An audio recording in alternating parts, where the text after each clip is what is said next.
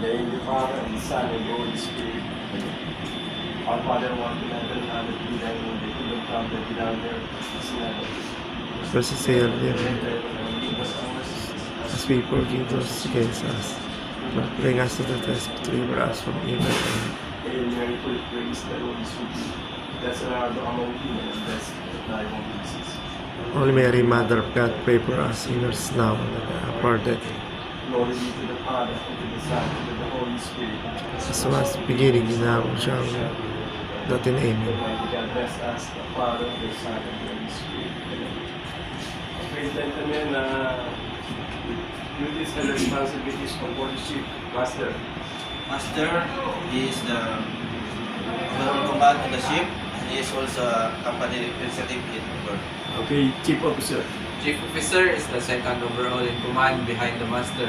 He is the head of the deck department. He is also in charge in keeping the ship upright during cargo operation. He also disseminates job orders to the ratings and bosun for the deck maintenance. And he is also in charge in the crew welfare.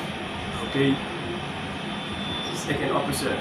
The second officer is in charge of the navigational equipment and also is in charge of the voyage and passage plan of the ship. Okay. Third Officer. Third officer is responsible for life-saving equipment and safety of the ship. Okay. Boson. Bosun is in charge of overall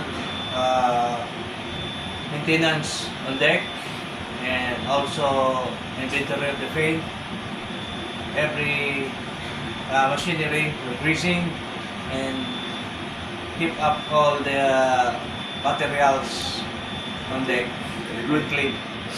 AB. AB is responsible for the maintenance on deck, cleanliness, and cargo handling, and also the safety also. AB. Very good.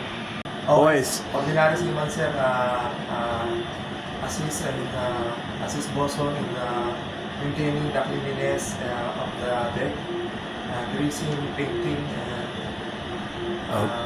cleaning also. Please subscribe my YouTube channel, Cap ED People PD. Thank you and God bless.